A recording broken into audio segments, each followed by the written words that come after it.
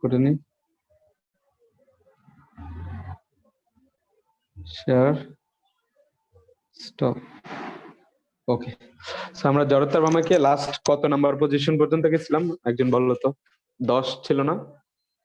Hello, জি ভাইয়া 10 নম্বর পর্যন্ত। 10 number পর্যন্ত ছিল। তো ঠিক আছে, এরপরে আমরা দেখি যে ধরো 11 দেখি। 11 হচ্ছে আমরা কেস গুলা বানাই। কি কেস বানাইতে পারি? যে দেখো এটা খুব ইম্পর্টেন্ট। ইম্পর্টেন্ট হচ্ছে এই হিসেবে যে আমরা দেখাইছিলাম যে যদি একটা রিং হয়, সে রিং এর জন্য ছিল হচ্ছে i equal to half MR square. তুমি রিং লেখো না, তোমরা লেখ একটু পরে, আমি বলতেছি। আমি যদি একটা কাজ করি, দেখো তো খুব ভালো করে, যে এটার যদি এতটুকু অংশ খুলে দেই, অর্থাৎ আরেক টাইপের রিং থাকে যেটা হচ্ছে নিচে দেওয়া হচ্ছে খোলা থাকে। এখন ওরও যদি জড়তার ভ্রামক বলি, ডট দিয়ে বোঝাচ্ছে হচ্ছে অক্ষটা হচ্ছে লব্ব ঘুরতেছে, তার জড়তার ভ্রামক কত হবে? কেউ বলতে পারবা? হ্যালো,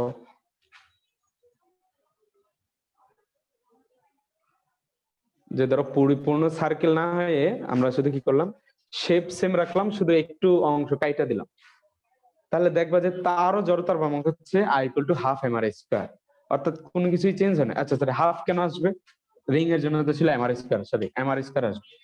এখন দেখতেছো এটাই সৌন্দর্য, দেখো যে তুমি একটা রিং এর জন্য শিখছো, তাও এমআর স্কয়ার আসছে। এখন একটা অর্ধ রিংও ধরলা, অল্প একটু ভাইয়া কাটা, তারও কিন্তু এমআর স্কয়ার আসবে। কেন? কারণ প্রত্যেকের জন্য আর সেম। তার যখন আর সেম, সেটাকে আমরা বলছিলাম যে তার মাস ডিস্ট্রিবিউশনটা হচ্ছে সেম। মাস ডিস্ট্রিবিউশন যদি সেম হয়, তাহলে তোমার এই ভর তো এমটা হচ্ছে কি, আগে ছিল পুরো আংটির ভর, এখনো হচ্ছে এইটার ভর, মানে এই শিপটার, যেটা নিচের অংশ কাটা, তারটা ছাড়া বাকি ভর। কারণ আমরা যদি যখন ইয়া করতে যাব, যদি এবার ম্যানুয়ালি বের করি, সেটা কি বের হইতো? Summation of M R square.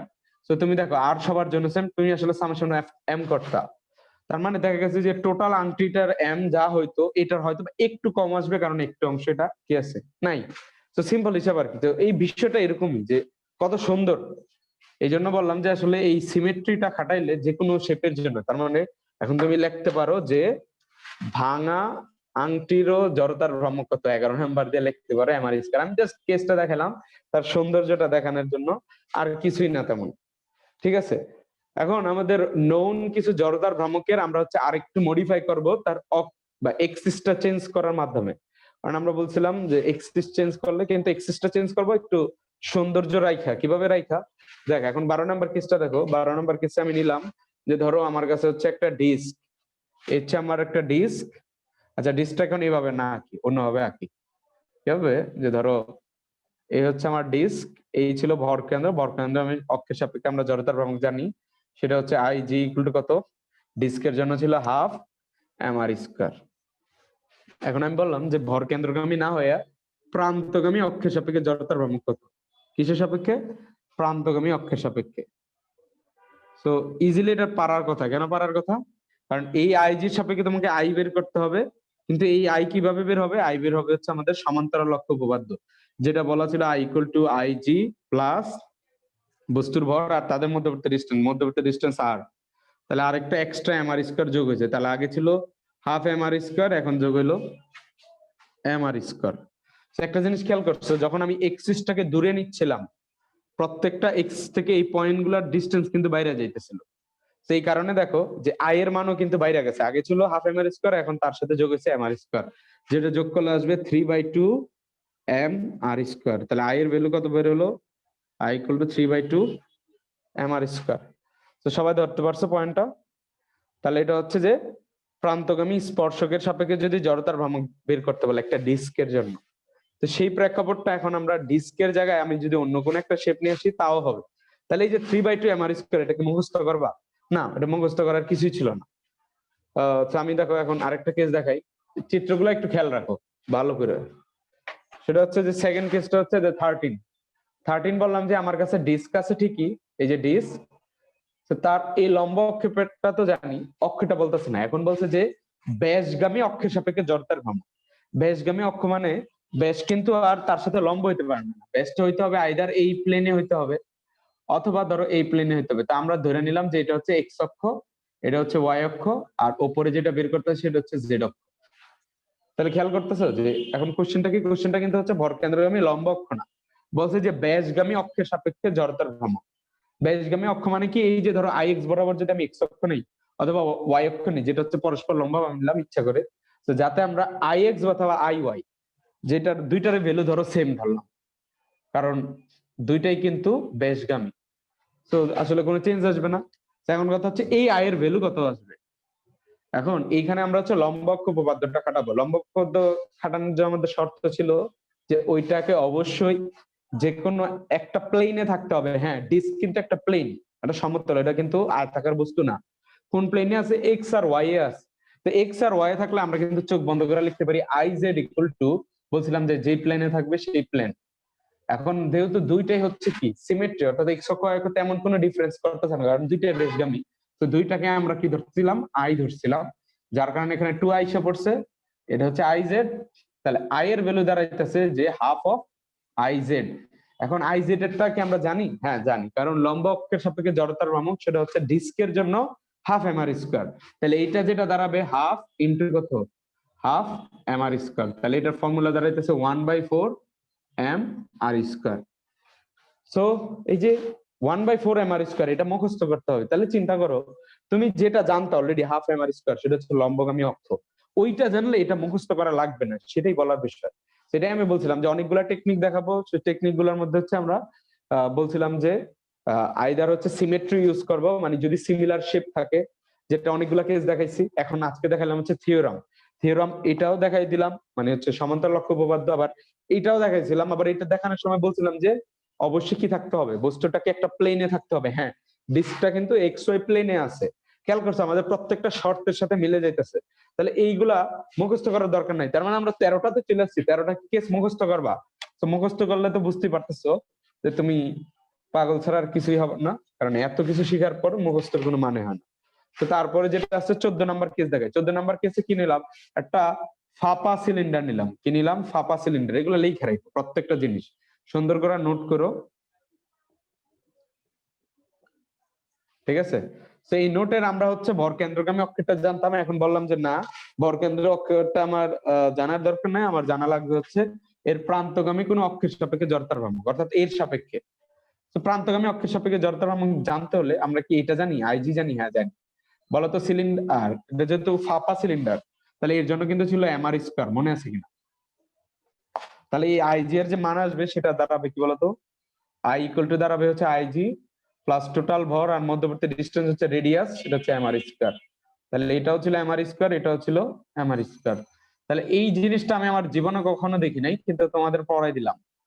মানে আমাদের সময় কখনো ফাঁপা সিলিন্ডারের প্রান্তগামী স্পর্শকের সাপেক্ষে জড়তার ভ্রামক চাই নাই, ফাঁপারটা চাই নাই, ইয়ারটা চাইছে অবশ্য, নিরেট। কিন্তু দেখছো আমরা যেটা পড়ি নাই সেইটারও জড়তার ভ্রামক প্রেডিক্ট করে ফেলতে পারতেছে। তাহলে কৌণিক পড়াশোনা করার সময় যখন আমার ভরের এগেনস্টে, রৈখিকের ভরের এগেনস্টে কৌণিকের কি লাগবে? কৌণিক ভর লাগবে। তুমি 1 সেকেন্ড 2 সেকেন্ড 3 সেকেন্ডের মধ্যে তুমি বুঝে ফেলতে পারবা যে ওই জড়তার ভ্রামকের মান কত ওই শেপের জন্য পার্টিকুলারলি ক্ষেত্রে। তো এই পরিমাণ তোমাদের দক্ষতা এখন হয়ে যাওয়া উচিত। তো 14 নাম্বার যদি ফাঁপাটা নাও, তাহলে এবার 15 নাম্বার করে দেন যে নিরেট। ফাঁপা সিলিন্ডার বাদ দিয়ে এখন আমি বানাই দেব নিরেট। তাহলে 15 নাম্বার দিলাম হচ্ছে নিরেট। নিরেট সিলিন্ডার, নিরেট সিলিন্ডার বোঝার জন্য আমি হচ্ছে যে ডট ডট দিলাম। এটার জন্য সেম প্রান্তগামী অক্ষের সাপেক্ষে, তার মানে আইজিটা শুধু চেঞ্জ আসবে, এখানে আসবে এফ, যার কারণে এটা চলে আসবে 3/2। তাহলে 15টা সূত্র দেখাইলাম এখন পর্যন্ত। ও 15টা দেখা হয়েছে already. I equal to 3/2 M R square. Okay, তো তামান্না তুমি সুন্দর করে নোট করে দেবা। তোমার নোটটা আমি ইয়ে করবো, পিডিএফ বানায় আবার এটাকে সেভ করে রাখবো। ভাইয়া তামান্না করো, আমি তারপর মহিউদ্দিন, রাজিন, তোমরা কইরো। কয়েকজনেরটা নিব যেটা ভালো হয়, মানে নিজের জন্য করবা। আমি বলছি আমার জন্য করার লাগবে, তাহলে যদি এই ফোর্স মনে করো তাহলে করো না। যদি মনে করো যে না থাকলে ভালো, তুমি পরবর্তীতে ভালো মনে রাখতে পারবো, তখন আমাকে জানাইতে পারো। ঠিক আছে, তাহলে 15টা হয়ে গেল। 15টা হয়ে গেলে এবার চিন্তা করি যে আর কোনো কেস বানানো যায় কিনা। বানানো যেতে পারে। তো এখানে একটা জিনিস খেয়াল করছো, আমি কিন্তু একদম স্পেসিফিক বলে দিছিলাম যে লম্ব অক্ষ উপপাদ্য খাটাইতে হলে একটা তলে রাখতে হবে, আর সমান্তরাল অক্ষ উপপাদ্য খাটাইতে হলে তোমাকে ভর কেন্দ্রগামীটা জানা লাগবে। বর্গান্তরণটা মানে যে half M R square. Half M R square কিভাবে বের করছিলাম? ইন্টিগ্রেশন করে। অর্থাৎ তুমি এই টেকনিক অবলম্বন করার আগে যদি ওইটা অ্যাকচুয়ালটা না জানো, ওইটা তোমাকে ইন্টিগ্রেশন দিয়ে বের করতে হবে। কিন্তু আমরা জানি অলরেডি যে হাফ এম আর স্কয়ার, এটা ইন্টিগ্রেশন করে আনা যাইতে পারে। তাহলে এখন দেখো আমরা আরেকটা কেস দেখাইতাম, যেটাতে হচ্ছে যে তোমার ইন্টিগ্রেট করেই আনতে হবে, অন্য কোনো কেস ছাড়া আনা যাবে না। সেই কেসগুলো একটু দেখানো যায়। তো এই সৌন্দর্য গুলাকে অবজার্ভ করো, এই প্যাটার্ন গুলাকে মনে রাখো, এগুলো তোমাদের অনেক হেল্প করবে। তো দেখো 16 নম্বরে চলে গেলাম। 16 নাম্বার হচ্ছে একটা এখন গোলক নিলাম। গোলক মানে ধরো পৃথিবী অথবা কমলা লেবু, মানে নিরেট একটা গোলক, মার্বেল, পৃথিবী, কমলা লেবু যাই বলো। তো এর যদি ভর কেন্দ্রটা একদম মিডলে কাজ করবে, যদি সুষম হয়, সেই ভর কেন্দ্রগামী অক্ষ সাপেক্ষে আবার যদি জড়তার ভ্রামক বের করতে হয়, তুমি এটা নো ওয়ে ইন্টিগ্রেশন ছাড়া এটা বের করতে পারবা না।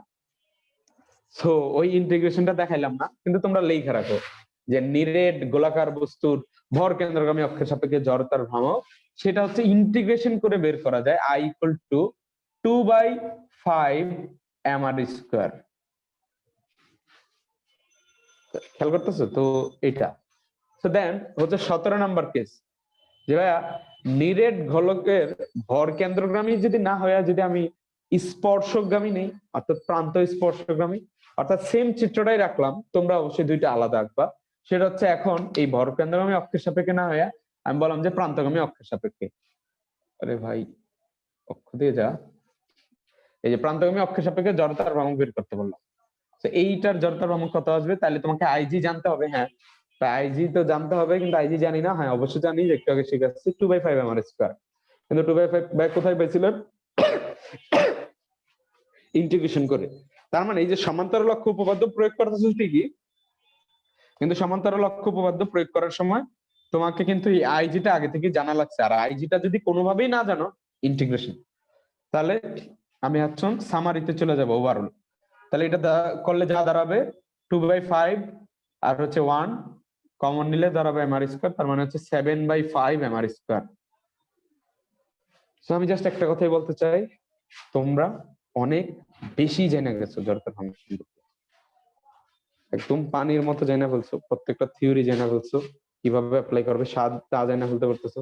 জড়তার ভ্রামক শেপ দেখে এখন ফিল করতে পারবা যে এটা জড়তার ভ্রামক কি হইতে পারে।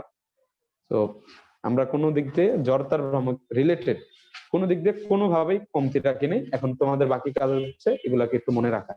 তো এই যে 17টা পর্যন্ত ফর্মুলা, জাস্ট 2-3টা টেকনিক দিয়ে মনে রাখতে পারলেই বাকি সব ফর্মুলা অটোমেটিক আইসা পড়ছে।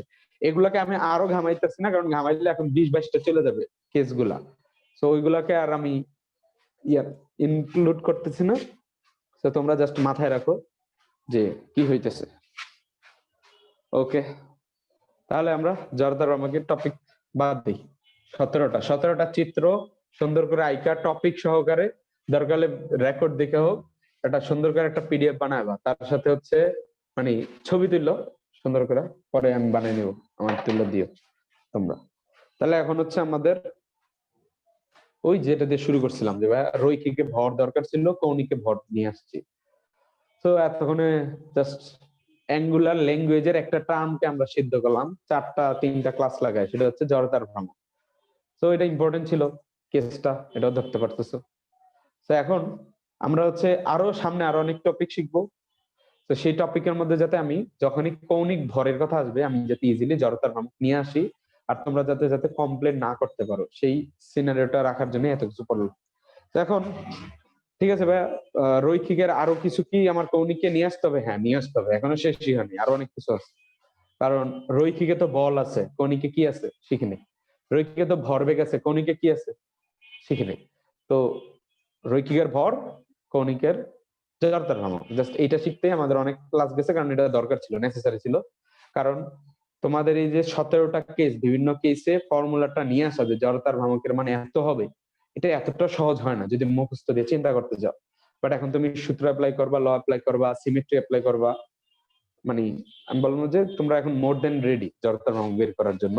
তাই এত কিছু একটাই উদ্দেশ্য ছিল, যাতে কৌণিকের মানে নেক্সট পড়াগুলো যাতে একদম ইজিলি তুমি অবজার্ভ করে নিয়ে আসতে পারো। তো সেই অবজার্ভ থেকে নিয়ে আসার সময় আমরা হচ্ছে এখন একটা নতুন পড়া পড়বো, সেই পড়াটার নাম হচ্ছে কৌণিক ভরবেগ কি শিখবো আজকে? কৌণিক ভরবেগ শিখবো। আরে কোনটায় কালি ভুলে যাবে বারবার। খুবই ইম্পর্টেন্ট পড়া, এসব বিষয়গুলোকে খুবই সতর্কতার সহিত নিবা, নিলে দেখবো যে আস্তে আস্তে সবকিছু মাস্টার করে ফেলবো। তাহলে এখন আমরা যেটা শিখবো সেটা হচ্ছে কৌণিক ভরবেগ, যেটার ইংরেজি নাম হচ্ছে অ্যাঙ্গুলার মোমেন্টাম। কৌণিক ভরবেগ, তামান্না হ্যালো। জি ভাইয়া। লাস্ট ক্লাস তো আসমা করে নাই, তাহলে স্ক্রিনশট সে কেমনে পাইছে যেটা এডিট করছে? তখন আমি ভিডিও আপলোড দিইনি, তুমি দিছো না?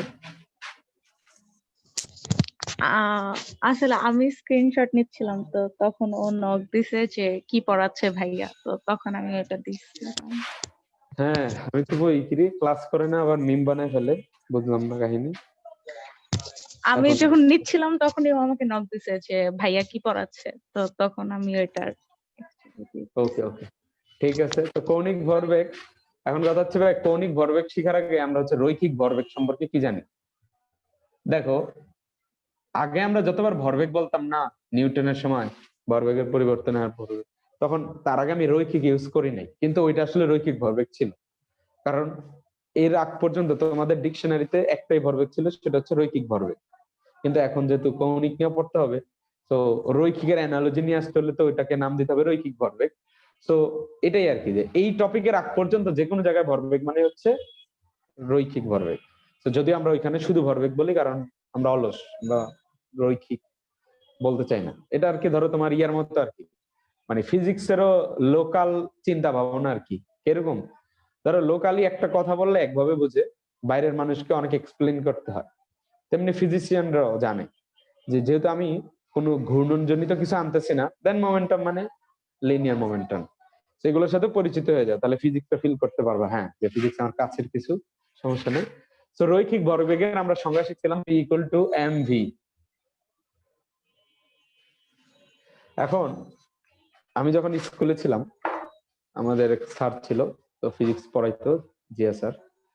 তো স্যার বলছিল যে ভরবেগের একক কি লেখো। তো ধরো আমি ম্যাথে অনেক ভালো করতাম সবসময়, তো এর আগের চ্যাপ্টার পর্যন্ত যত পরীক্ষা টরীক্ষা আছে সবগুলা ফাটাই দিচ্ছি, কিন্তু আমি এই নিউটনের চ্যাপ্টারে ধরেই নেই। আর স্যার আমার প্রথম দিন ডাইকা নিয়ে, মানে স্যারও পড়াইছে ক্লাসে, তা আমি ক্লাস করি নাই, হয়তো বা থাকলেও করি নাই। আমি এই ওয়ার্ডটা ফার্স্ট শুনছি স্যারের মুখ থেকে। স্যার ডিরেক্ট যায় বললো, বোর্ডে চক দিয়ে বললো যে যায় লেখো ভরবেগ। অথচ আমি এই টার্মটা আগে কখনোই শুনিনি, কারণ আমরা জানো হয়তো বা 9-10 এর সিলেবাস দেখলে যে দ্বিতীয় চ্যাপ্টার হচ্ছে গতি, তো গতির পরে যা হচ্ছে নিউটন। তো নিউটন গতি পড়লে কিন্তু ভরবেগ শোনার কথা না, বেগ শুনবা, ভর শুনবা। তো স্যার বলছে ভরবেগের একক লেখা, আমি তো বই ছাড়ছে কি না কি বলছে। আবার স্যার একটু মারতো, তো সেই হিসেবে প্রচুর ভয় পাইছিলাম। তো এখনো ভরবেগ দেখলে স্যারের কথা মনে পড়ে। তো স্যার বলছে যে আগে পড়স নাই, গত ক্লাস পড়স নাই, আমি না স্যার। শব্দটা শুনে কি মনে হয় ভরবেগ? স্যার ভর আর বেগ। ওইটাই লেখস না, ওইটাই হয়ে যাবে। তো সাধারণত ওই যে ধরো ভর আর বেগ লিখছিলাম এমভি, ওইটা হয়ে গেছিল আর কি। তো ওইটা মনে পড়লো আর কি, যে তোমার ভরবেগ। তো অবশ্যই একক কি, ভরের একক কেজি, বেগের একক হচ্ছে metre per second square, metre per second sorry. তো এটা হচ্ছে রৈখিক ভরবেগ। তো এখন আমাদের যেহেতু কৌণিকে যাব, কৌণিক ভরবেগকেও ডিফাইন করতে হবে। ভাই ভরবেগ রাশিটা আসলে কেন লাগে, মানে এত গুরুত্বপূর্ণ কেন? জাস্ট এটা বলো যে তোমার সাইকেল 1 মিটার পার সেকেন্ড বেগে তোমার সামনে আছে, তুমি ভয় পাইবা? না। না। একটা ট্রাক 1 মিটার পার সেকেন্ড বেগে যদি আসে, ভয় পাবা? হ্যাঁ। কেন? এই তো এক্সপ্লেন পাইয়া গেছো। তার মানে বেগ তো দুইটারই 1 মিটার পার সেকেন্ড, বাট ভরের ইফেক্টের কারণে ওভারঅল দুইজন মিলে হচ্ছে তোমাকে মানে ভয় পাওয়াইতেছে। এটার আরেকটা উদাহরণ দিই, ধরো 1 কেজির একটা বস্তু 1 মিটার পার সেকেন্ড বেগে তোমার সামনে আসতেছে, ভয় পাবা না। কিন্তু 1 কেজির একটা বস্তু 500 মিটার পার সেকেন্ড বেগে সামনে এলে ভয় পাবা। তো এই দুইটা ইস্যুতে কি বুঝলা? সেই দুইটার মধ্যে একটা জায়গাতে হচ্ছে তুমি ভরটাকে ভয় পাইতেছো, আর একটা জায়গায় বেগকে ভয় পাইতেছো। অর্থাৎ ফিজিক্সে ভর আর বেগ দুইটা মিলায় একটা রাশি থাকে, যেইটাকে আসলে আমরা ভয় পাই। আসলে তুমি প্রথমে কিন্তু ট্রাককে ভয় পাও নাই, ভরবেগকে ভয় পাইছো, পরে কিন্তু বেগকে ভয় পাও না 500 মিটার পার সেকেন্ড, তুমি আসলে ভরবেগকে ভয় পাইছো। এটা মানে হচ্ছে এটা যে কোনো বস্তুকে যদি তুমি গতির পরিবর্তন করতে চাও, তো ভরবেগ দিয়ে বুঝতে পারবা যে ভরবেগের পরিবর্তনটা যত বড় তোমাকে বুঝতে হবে যে বলটা তত বেশি দিতে হবে, অথবা যদি একটা গতিশীল বস্তুকে থামাইতে হয় তাও বলটা তোমাকে বেশি দিয়ে থামাইতে হবে। So got it? তার মানে তুমি না চাইতেও ভরবেগের ভয় পাইয়া গেছো, আমরা সবাই পাই। তো আসলে আমাদের এই বলের কনসেপ্টটা বা অ্যামাউন্টটা বা কোয়ান্টিটিটা বুঝতে হলে ভরবেগের চেঞ্জটা আমাদের গুরুত্বপূর্ণ হয়ে দাঁড়ায়। যে ভরবেগের অ্যামাউন্টটা দেখে তখন আমরা বুঝবো যে না, ট্রাক ভয় পাইতে হবে, সাইকেল না হলে চলবে, সমস্যা নেই। ঠিক আছে, তাহলে রৈখিক ভরবেগ হচ্ছে P equal to mv। So এটাকে অবশ্যই ভেক্টর ফরম্যাটে লেখা P ইকুয়াল টু 0। এখন যেহেতু আমি কৌণিক ভরবেগ শিখবো, আমরা লিখছি হচ্ছে কৌণিক ভরবেগ, অ্যাঙ্গুলার মোমেন্টাম। সবচেয়ে বেস্ট অপশনটা কি? সবচেয়ে বেস্ট অপশন হচ্ছে ভাইয়া কৌণিক, যেহেতু সবগুলোর আগে কৌণিক জিনিস চেঞ্জ করে দেন। হ্যাঁ আচ্ছা ঠিক আছে ভাই, পি হচ্ছে রৈখিক ভরবেগ প্রকাশ করে, আচ্ছা এটা ভাই একটা just প্রকাশ করার সংকেত। কৌণিকের প্রকাশ করার একটা সংকেত আছে, সেটা হচ্ছে এল।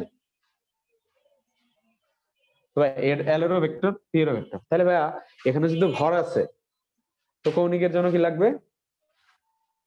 সবাই বলছো জড়তার ভ্রমণ, এটাই তো শিখছি। তো ভাই কি বসাই দাও, ভরের জায়গায় কৌণিক, আর বেগের জায়গায় কৌণিক বেগ, শেষ। তাহলে কৌণিক ভরবেগের সংজ্ঞা কি দিতে পারো? কোন বস্তুর জড়তার ভ্রামক আর তার কৌণিক বেগের গুণফলকে কি বলা হতে পারে? কৌণিক ভরবেগ বলে। কিন্তু জড়তার ভ্রামক ছাড়া অন্যভাবে কি এটাকে ফিল করা যায়? মানে এমন ভাবে ফিল করি যাতে আমি ডিরেক্টলি লিনিয়ার থেকে মানে অ্যাঙ্গুলারে চলে যেতে পারি, অর্থাৎ রৈখিক থেকে কৌণিকে যেতে পারি। হ্যাঁ যাইতে পারে। তো তার জন্য যে কাজটা করা যেতে পারে, খেয়াল করো, যে ধরো আমি দুইটা সিনারিও নিই। সিনারিওটা হচ্ছে যে এইখানে সিনারিওটা ব্যাখ্যা করি। এই ধরো এই একটা বস্তু, এটা হচ্ছে কেন্দ্র, আর এটা হচ্ছে একটা বৃত্তাকার পথ। এই বৃত্তাকার পথ বরাবর একটা বস্তু, যেটার ভর হচ্ছে ছোট হাতের m, সে হচ্ছে আর রেডিয়াস দিয়ে বৃত্তাকারে ঘুরতেছে। তো তার জড়তার ভ্রামক কত দাঁড়াবে? mr square. সবাই জানি, সেটা লিখে দিলাম। তো এখানে ওমেগা নিয়ে আসলাম, ভেক্টর ফর্ম বাদ, ঠিক আছে, ভেক্টর ফর্ম ছাড়া। তো এটাকে একটু মডিফাই করি। এখন একটা রাশি বললাম যে ভাই কৌণিক ভরবেগ মানে হচ্ছে mr স্কয়ার ওমেগা। বা এটা একটু সুন্দর করেন, যাতে আমি একটা, তো আমি ডেফিনেশন দিয়ে দিছি কৌণিক ভরবেগের, কিন্তু আমি চাইতেছি যে রৈখিক ভরবেগকে মানে একদম কাছাকাছি রেখে কৌণিকের সাথে পরিচিত হইতে। তো তার জন্য একটা সিনারি ধরলাম যে একটা বস্তু আর রেডিয়াসে, মানে একটা বস্তু মানে একটা কণা ধরতে পারো এম ভরের, যেটা হচ্ছে ক্ষুদ্র, খুবই ক্ষুদ্র, সে হচ্ছে আর রেডিয়াসে ঘুরতেছে। তো সেই সিচুয়েশনে জড়তার ভ্রামক কিন্তু mr স্কয়ার। পয়েন্টটা খেয়াল করতেছে, mr স্কয়ার। তাহলে এইখানে আমি কি চাইলে লিখতে পারি, দেখো তো খুব ভালো করে, যে এম বাইরে থাকলো, ওমেগা ইন্টু আর রাখলাম, আর একটা আর বাইরে রাখলাম, দেখো তো সেম আছে কিনা, সেম আছে। তাহলে এখানে হচ্ছে এম, আর ওমেগা আর কি আমরা চাইলে লিখতে পারি ভি আর। মনে আছে কিনা আমাদের রৈখিক থেকে কৌণিকে যাওয়ার জন্য তিনটা ফর্মুলা লিখছিলাম, তিনটা ব্রিজ, একটা ছিল ভি ইকুয়াল টু ওমেগা আর। তো এই ওমেগা আর হচ্ছে ভি এলএক্স। এখন এই টার্মটা কেন বেশি ইম্পর্টেন্ট? কারণ এম ভিটা হচ্ছে পি আর এখানে হচ্ছে আর। তার মানে এই যে দেখো, সহজ কথা হচ্ছে রৈখিক ভরবেগকে ব্যাসার্ধ, অর্থাৎ কোন ব্যাসার্ধ, যেই বৃত্তাকার পথে সে ঘুরবে, যদি নাই ঘুরতো তাহলে কৌণিক ওয়ার্ডটা আসতো না। সো বিষয়টা এটাই। এখন এটা বলতে পারো যে ভাই ঠিক আছে, রৈখিক ভরবেগের তো অনেক কিছু দেখালেন, কৌণিক ভরবেগের কেন দরকার? আসলে জিনিসটা হচ্ছে আমরা খুব সূক্ষ্মভাবে তোমাদের অজান্তেই কিন্তু কি করতেছি জানো, রৈখিকের সকল কনসেপ্ট কৌণিকের মাধ্যমে নিয়ে যেতেছে। ভালো করে অবজার্ভ করো। বেগ, তারপরে এই চ্যাপ্টারে বললাম যে রৈখিক বেগ, কৌণিক বেগ, তারপরে সরণ, কৌণিক সরণ, ভরবেগ, কৌণিক ভরবেগ। তো ভরবেগের ইম্পর্টেন্স মানে বা গুরুত্বটা বুঝানোর সময়, যে কাব্য আমাকে কোশ্চেন করছিল না, হ্যাঁ, যে না রাজিন করছিল, কে করছিল কোশ্চেন? কণ্ঠতে এখন চিহ্ন নেই পরিচিত। হ্যাঁ রাজিন রাজিন করছিল। করছিল। তাহলে এই যে আমি তোমাকে সিচুয়েশন বুঝাইতে যাই বললাম যে বেশি বল লাগবে, তাহলে এই বলটা রৈখিকেরটাও কৌণিকে যায় কেউ রিপ্লেস করো। যদি এখনো এটা শিখি নাই, তাহলে এখন যদি আমি বলি যে কৌণিক ভরবেগ দরকার আছে, তুমিও ধরতে পারবা না যে কেন দরকার আছে। আমরা একটা কাজ করি, বলের কৌণিক কিছু নিয়ে আসি, কৌণিক বল একটু পরে পাবো, সেইটা শিখার পর আমাকে কোশ্চেন করে দেবে কৌণিক ভরবেগের কেন দরকার। আশা করি ধরতে পারতেছো যে সিমিলারিটিস গুলা আর এটার সৌন্দর্য গুলা ফিজিক্সের। সো বিষয়টা এটাই, যে তাহলে আমরা চাইলে কিন্তু ইজিলি লিখতে পারি এটা ঠিক আছে, এখন ভাই একটা প্রবলেম আছে। এখানে তো এইভাবে লিখছিলেন, এটাও বুঝছি এটার ভেক্টর ফর্ম, কিন্তু এটাকে যদি ভেক্টর ফর্মে লিখতে চান, এই যে এটাকে যদি ভেক্টর ফর্মে লিখতে চান তাহলে কিভাবে লিখতে হবে? তো এখানে খেয়াল করো, অথবা এইটাকে অথবা এইটাকে, দুইটাকে ভেক্টর ফর্মে আমি লিখবো। তো লিখতে চাইলে দেখো, এটাকে লিখতে পারি না এল ভেক্টর ইকুয়াল টু এম, তো স্কেলার রাশি, তাহলে হচ্ছে কি ভি ভেক্টর ক্রস আর ভেক্টর লিখতে পারি। আর অনেকে বলবো ভাই কেন ভি ক্রস আর, আপনি তো চাইলে এটাও লিখতে পারতেন এল ইকুয়াল টু এম, বলতো কি ভি ক্রস আর, আরেকটা লিখতে পারি কি আর ক্রস ভি, যে কোনো একটা হবে, যে কোনো একটা হবে। অথবা নিচেরটা সহজভাবে লিখতে পারেন, প্রিকস আর ভেক্টর লেখেন, অথবা আর ক্রস পি ভেক্টর, মানে ভেক্টর ফর্মে যদি লিখতে চাই তাহলে আমাদের এই কিন্তু ব্যাখ্যা করতে হবে। সো এই দুইটার মধ্যে যে কোনো একটা হবে, অথবা এই দুইটার মধ্যে যে কোনো একটা হবে। এখন তোমাদের এখন পর্যন্ত জানা নলেজ দিয়ে একটু ব্যাখ্যা করতে পারবা কোনটা হবে ভি ক্রস আর না আর ক্রস ভি? মানে তোমাদের জানা নলেজ দিয়ে এটা বোঝার জন্য আমি একটা সহজ একটা কাজ করে দিই, না আমি তোমাদের থেকে বের করে নিয়ে আসতে চাই, সব কেন আমি বলবো। তো ধরো বস্তুটা এইভাবে ঘুরতেছিল, তাহলে তার বেগ হচ্ছে এদিকে। সো দেন কোশ্চেনটা হচ্ছে তোমাদের জন্য এটাই। কোশ্চেনটা বলো, কোশ্চেনটা হচ্ছে যে এই যে চারটার মধ্যে যে কোনো দুইটা সঠিক, কোনটা সঠিক হবে? বই দেখে বললো না, তোমাদের প্রেডিকশন দিয়ে বলো। মানে আমি বলি যে তোমাদের এখন পর্যন্ত যা পড়াইছি তোমরা এনাফ ম্যাচিওর এই সব টপিকে, এখন কি হইতে পারে, কোনটা সঠিক হবে? এনিওয়ান একজন?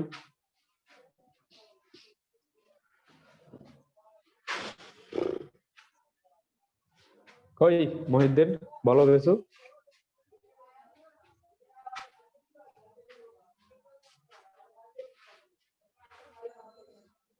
একজন তো ট্রাই করে প্লিজ, কোনটা হবে বলো, যে ভাই এটা হবে, আর একটা কারণ দাও। ভুল হইতেই পারে, প্রবলেম নেই, তোমরা ট্রাই করো, ভুল হলে প্রবলেম নেই, ট্রাই করলে খুশি হবে।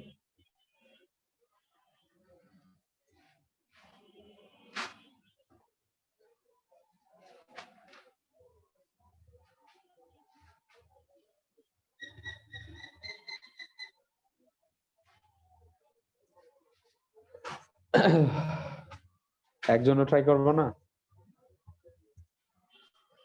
খেয়াল করো, বস্তুটা যেহেতু এইভাবে ঘুরতেছে, তাহলে তার ওমেগা ডিরেকশন কোন দিকে? ঘুরার দিকে। হাত ঘুরাইলে রাইট হ্যান্ড থাম্ব রুল বলতেছে উপরের দিকে আসতে হবে। তাহলে তোমার খেয়াল করো যে ভি ক্রস আর করলে উপরে আসে না আর ক্রস ভি করলে?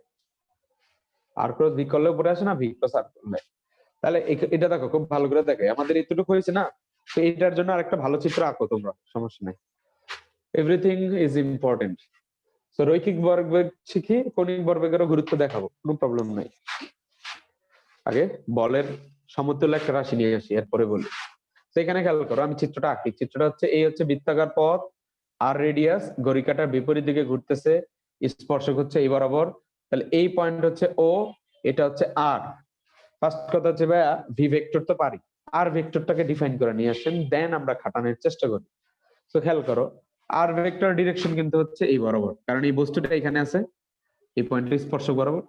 এখন এটার যদি ক্রস করতে চাও, ভেক্টরের ভেরি ফান্ডামেন্টাল ল কি ছিল, যে ক্রস আর ডট যদি করতে হয় একই পয়েন্ট থেকে দুইটা তীর চিহ্ন বের হইতে হবে। এটা আইদার তাদের মধ্যবর্তী কোণ বের করার সময়ও ছিল, অথবা তুমি ডট বা মানে ক্রস করার সময় আমাকে এটা দেখতে হবে। ক্রস করার সময় ডট তো স্কেলার করার দরকার। তাহলে একটা কাজ করি, এই পয়েন্ট থেকে আমি হচ্ছে আরটাকে এই বরাবর বের করে নিয়ে আসি, তাহলে আর ভেক্টরটা হচ্ছে এই বরাবর কাজ করে। মানে আমরা তাহলে স্বাধীন ভেক্টর তো এইভাবে নিয়ে আসলাম। তাহলে এখন খেয়াল করো যে আমি যদি আর থেকে ভিতে নেই, আর ক্রস ভি করি, তাহলে কিন্তু এটা উপরের দিকে আসতেছে। আবার ঘড়ি কাঁটার বিপরীত দিকে ঘোরার কারণে রাইট হ্যান্ড থাম্বনেল ছিল উপরের দিকে আসতেছে। তাহলে আমার দুইটা কেসে দেখো আর ক্রস ভিটা আমাকে স্যাটিসফাই করতেছে, দ্যাটস হোয়াই এটা এইটা হবে, দেন এটা হবে, সিম্পল।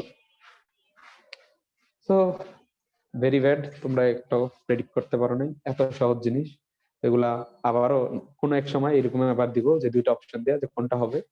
নেক্সট টাইমের জন্য রেডি থেকো, যে ক্রস না ডট। তাহলে আমাদের বই যে কাজটা করছে, আমাদের বই যেটা করছে সেটা হচ্ছে প্রথমে এমবিআর দিয়ে বলছে যে এটা হচ্ছে কৌণিক ভরবেগ, দেন এটা থেকে ডিরাইভ করে দেখা যাচ্ছে আই ওমেগা। অথচ তোমরা আগে থেকেই জানো ভর কৌণিক ভর, জড়তার ভ্রামক, বেগ কৌণিক বেগ, শেষ। তো ওইটা থেকে পরবর্তীতে আমাদের কেসটাকে আমরা সিনারিতে ব্যাখ্যা করে দেখলাম না, না ঠিক আছে। তাহলে আমরা চাইলে এমভিআর ও বসাইতে পারবো, একটা বস্তুর ভর দেওয়া থাকবে, ভি দেওয়া থাকবে, আর দেওয়া থাকবে। কিন্তু খেয়াল করতে দেখতেছো, হ্যাঁ, তো এইটাই হচ্ছে সৌন্দর্য। তো তোমরা সৌন্দর্য থেকে দূরে থেকো না, একটু কাজ করো এইসব বিষয়গুলো নিয়ে। এখন অনেকে বল ভাইয়া যদি আমি ক্রস প্রোডাক্ট করি, আপনি তো বলছেন যে এমবিআর, এটা করলে তো আসবে যে আরভি, এটা আর এটা ঠিক তো, বা এমবিআর সাইন থিটা আসবে। তো সাইন থিটাটা তো আপনার এখানে আসে নাই, কেন আসে নাই? আর বইয়ে যেহেতু দুইটা কেসই দিচ্ছে, কখনো রাখে নাই কখনো রাখছে, তো আপনি আমাকে প্রুফ দেন যে কখন সাইন থিটাটা দরকার হয়ে পড়ে, কখন দরকার হয়ে পড়ে না। তো একটু ভালো করে খেয়াল করো, এটা হচ্ছে আর আর ভি এর মধ্যবর্তী কোণ। আমাদের এই পার্টিকুলার সিনারিওতে আর আর ভি এর মধ্যবর্তী কোণ কিন্তু 90 ডিগ্রি। তাহলে ভাই কোশ্চেন তো থাইকেই যায় যে আপনি কখন মানে 90 ডিগ্রি হবে, তাহলে থিটার যে পরিচয়টা শিখতেছি, বইটা খুললে দেখবা যে লেখা আছে। এইসব কোশ্চেনের এই যে অ্যান্সারটা কোথাও পাইতাম না, সেজন্য আমার খুব কষ্ট হইতো। কিন্তু পরবর্তীতে ভেক্টর শিখলাম, বলছিলাম যে ভেক্টর শিখার পর দেখলাম যে আরে সবই তো ভেক্টরের খেলা, ভেক্টর দিয়ে চিন্তা করলে তো সব হয়ে যাচ্ছে। এই যে এখানে আমি প্রেডিক্ট করে ফেলতেছি গতির সব ইকুয়েশন ভেক্টর দিয়ে। তো এই জন্য বলছিলাম যে ভেক্টরকে নর্মালাইজ করা শিখতে হবে তোমাদের। নর্মালাইজ মানে vector is a easy thing, আমি পারি, আমি অ্যাপ্লাই করতে পারবো, দ্যাটস ইট।